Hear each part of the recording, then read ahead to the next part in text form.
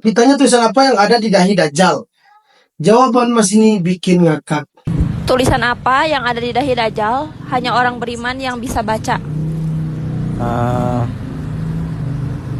Follow me. Follow me. Indonesia cemas.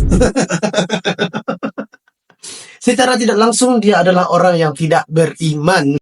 Tapi bohong.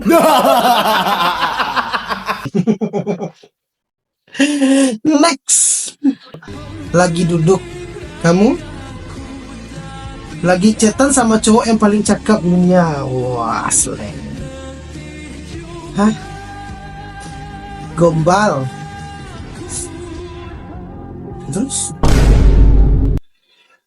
Serius tapi orangnya belum balas. Daripada bengong mendingan chat kamu. Aduh sakitnya. Waduh mae sakitnya lai.